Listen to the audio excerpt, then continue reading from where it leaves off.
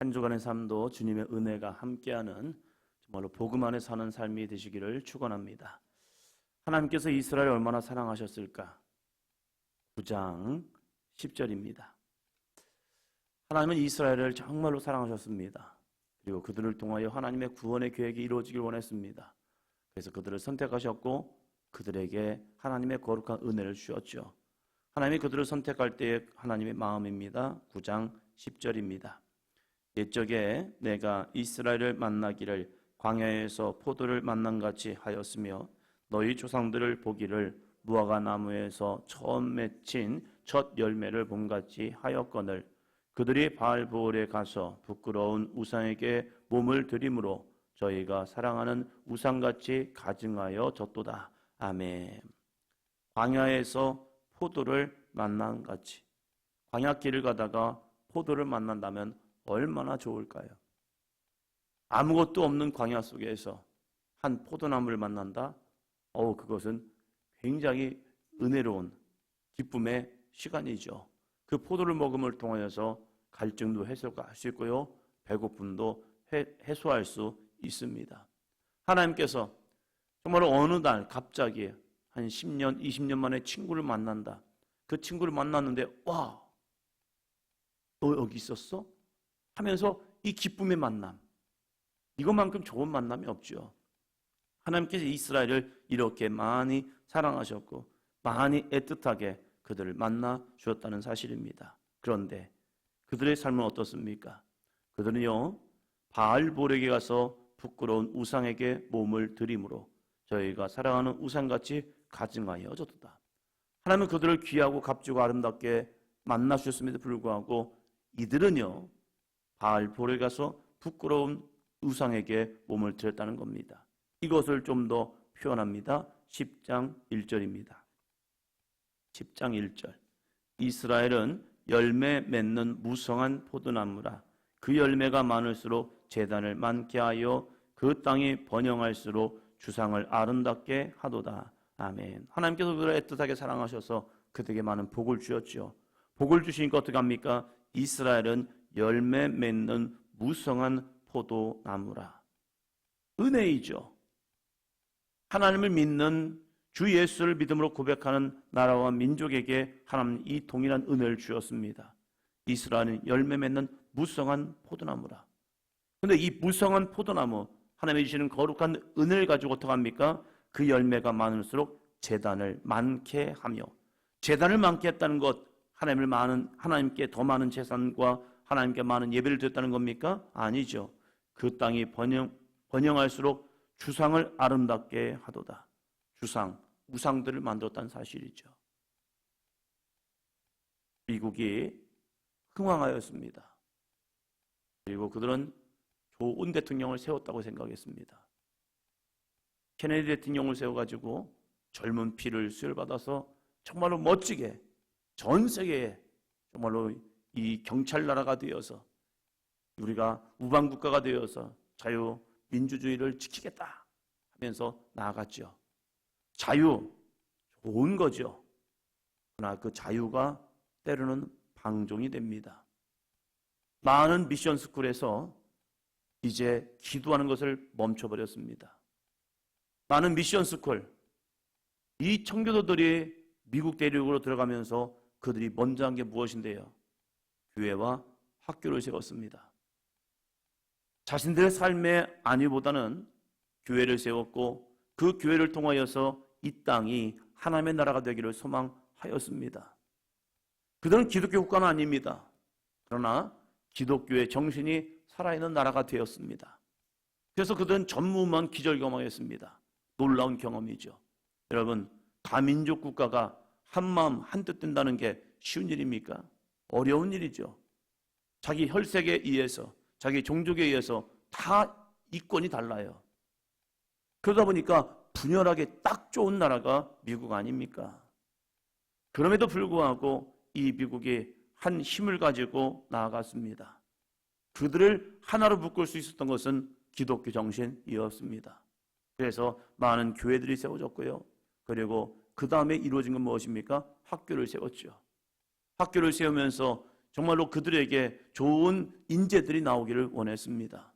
그래서 웬만한 좋은 학교들 다 기독교 학교예요. 신학교가 있습니다. 그런데 어느 순간부터 미션 스쿨에서 예배를 못하게 만드는 거예요. 왜요? 자유이기 때문에. 자유는 선택입니다. 너가 이 예배를 선택해서 하고 싶으면 하고 하기 싫으면 다른 대치 수업을 해. 한국도 마찬가지였죠. 대성고등학교 학생회장이 나왔죠.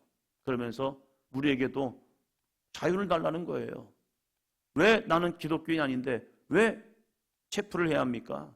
싫습니다. 이건 왜 우리에게 자유를 침해합니까?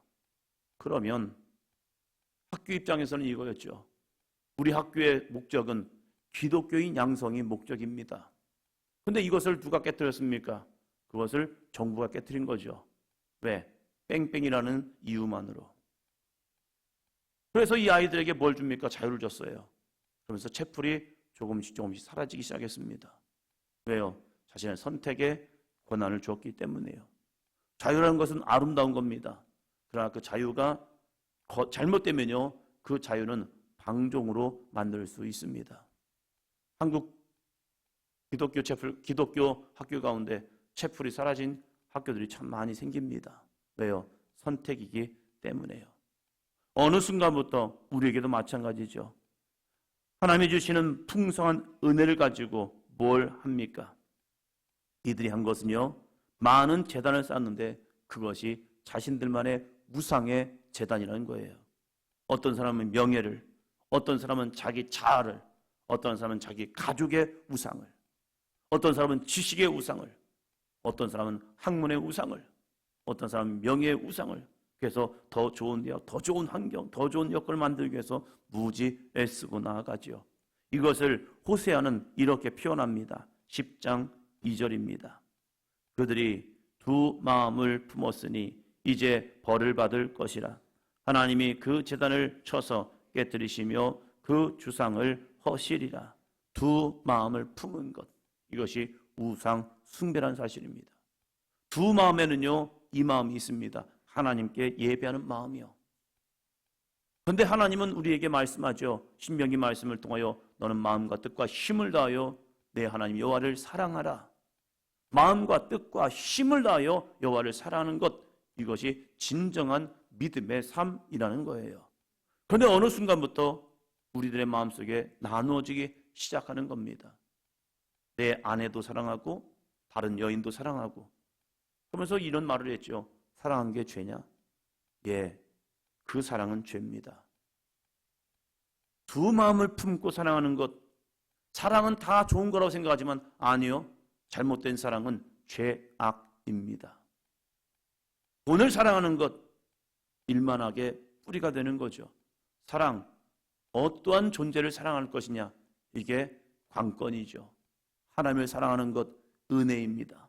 그러나 악을 사랑하는 것, 그것은요, 죄악입니다. 두 마음을 품는다는 것, 이것이 호세아 시대의 이스라엘 백성들의 모습이었다는 사실이에요. 그래서 두 마음을 품는 그들을 향하여 말합니다. 이제 벌을 받을 것이라. 그래서 어떠한 벌입니까? 하나님이 그 제단을 쳐서 깨뜨리시며 그 주상을 허시리라. 이것이 하나님의 역사라는 거예요. 그럼 우리는 무엇을 해야 합니까? 하나님의 말씀이 내 안에 들려줌에도 불구하고 나는 아니야, 나는 괜찮아, 이게 어떤 마음인데요? 12절입니다. 너희가 자기를 위하여 공의를 심고 인애를 거두라. 너희 묵은 땅을 기경하라. 지금이 곧 여호와를 찾을 때니 마침내 여호와께서 오사 공의를 비처럼 너희에게 내리시리라. 아멘. 우리가 하나님의 말씀 안에서 공의를 심고 인애를 거두어야 합니다. 인애가 무엇입니까? 하나님을 사랑하는 마음이요. 히브리어로는 헤세드, 인애입니다. 하나님을 사랑하는 것, 전심을 가지고 여호와를 사랑하는 것, 이것을 우리는 하나님의 공의, 하나님의 거룩한 말씀을 심음을 통하여 그 속에서 하나님 사랑을 배우는 겁니다. 우리가 성경 말씀을 배움을 통하여 하나님을 더욱 사랑하는 마음을 내 안에서 열매를 거두어야 합니다. 그런데 그 공의를 심기 위해서 필요한 게 무엇입니까? 너희 묵은 땅을 기경하라라고 말합니다. 땅은요, 시간이 되면 굳어지게 되어 있습니다. 우리의 마음도 심령도 늘 굳어집니다. 처음에는 하나님 사랑했죠. 그러나 어느 순간부터 그 사랑의 마음을 잃어버리기 시작한다는 거예요. 예배가 형식적이 되고 헌신은 그냥 어느 순간부터 내 안에 익숙한 헌신이 되어버립니다. 하나님을 사랑하는 마음을 잃어버리고 예배자가 되고 하나님을 사랑하는 마음 가지고 그냥 자연스럽게 헌신하는 거예요. 그러다 보니까 뭘 잃어버립니까? 영혼 구원의 마음을 잃어버리는 거죠. 늘 기도하는 게 제 안에 있습니다. 하나님, 사랑하기를 원합니다. 하나님, 하나님의 마음을 제 안에 주세요. 목회자의 길을 가면서 목회는 하지만, 설교는 하지만 제 안에 하나님 사랑이 오늘 있을까? 내 안에 하나님 사랑 가지고 예배를 드릴까?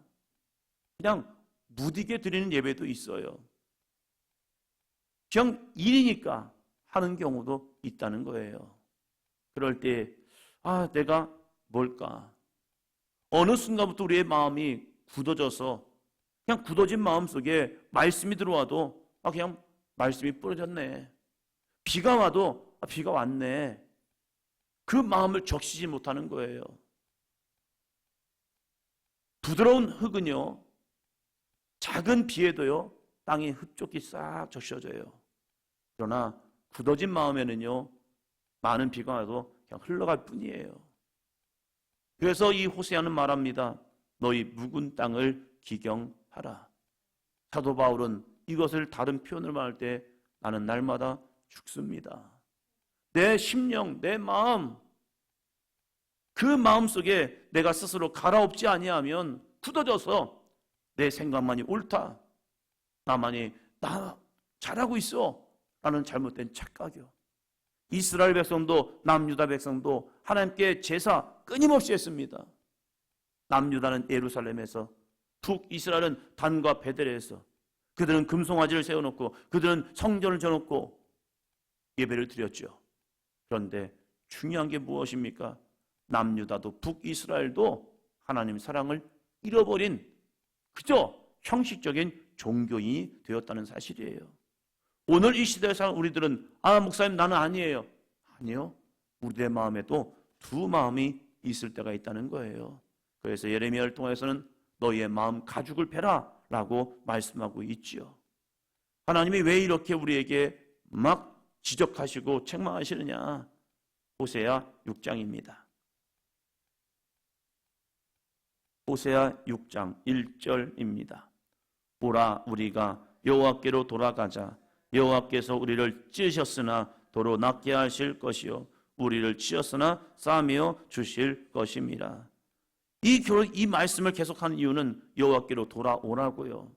여호와께 돌아온다는 것이 성전에만 오는 것이 돌아오는 겁니까? 아니죠. 말씀을 가지고 하나님의 거룩한 말씀 안으로 들어가서 나의 삶을 말씀으로 돌이키는 거예요.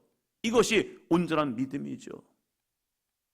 가끔 가다가 매스컴을 통하여서 저 사람도 연예인입니다. 저 사람도 예수님을 믿습니다. 앞에서는 하나님께 주님께 영광을 돌립니다. 그러나 그들의 삶이 나타나는 프로그램도 있잖아요. 거기에서 보면 세상 사람과 다를 게 하나도 없어요. 시상식이나 좋은 곳에서 하나님께 영광을 돌립니다 하면서 참 멋있게 얘기는 해요.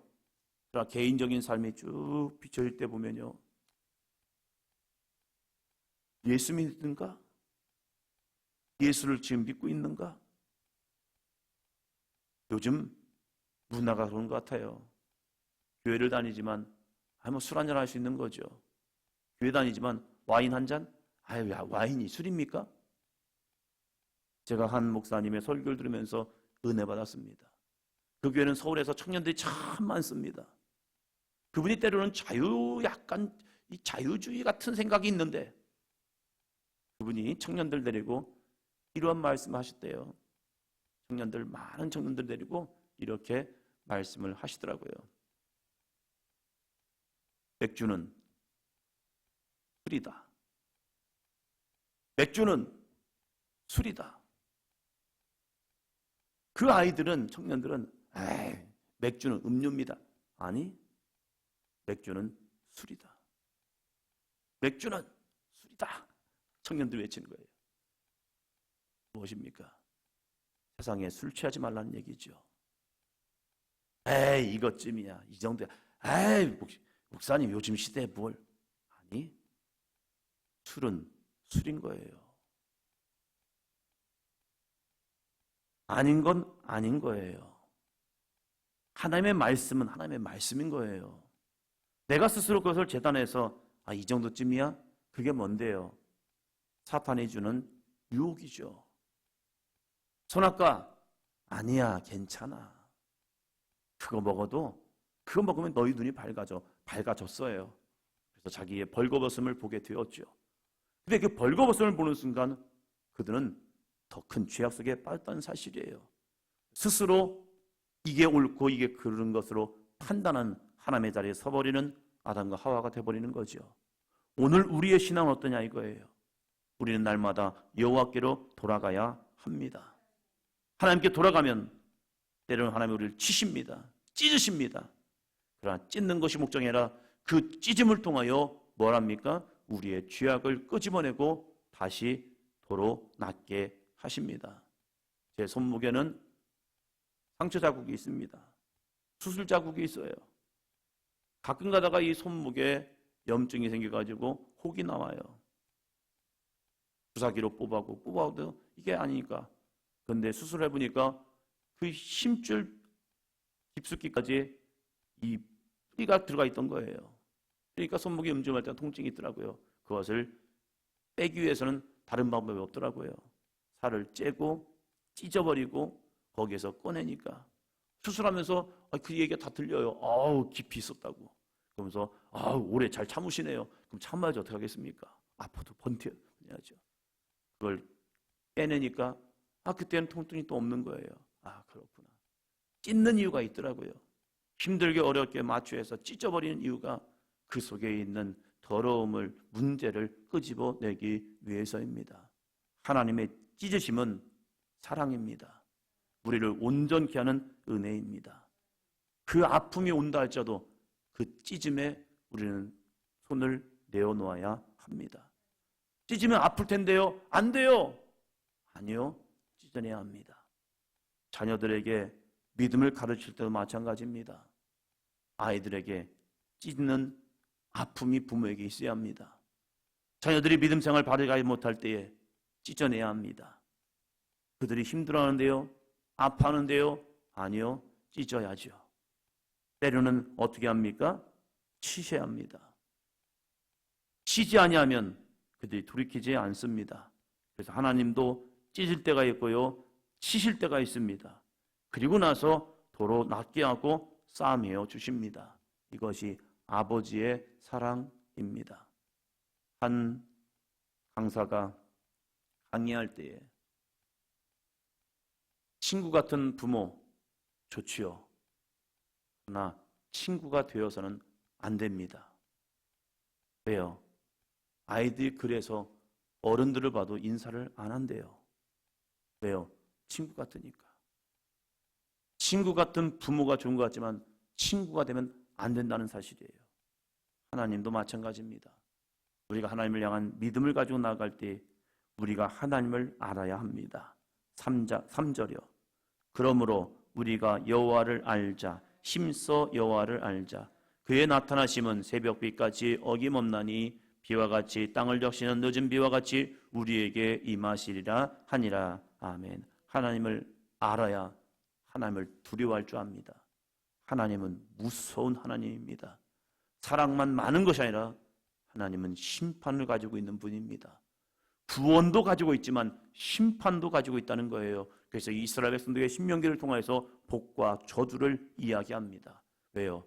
똑바로 믿지 못하면, 바르게 믿지 못하면 하나님은 저주, 심판, 멸망, 지옥을 우리에게 주기 때문입니다. 하나님을 바로 알아야 하고 힘써 알아가는 우리의 신앙, 그래서 복음 안에서 여호와를 기쁘게 할 수 있는 아름답고 복된 삶이 되기를 주의 이름으로 축원합니다. 마지막 한 절 더 있습니다. 6절.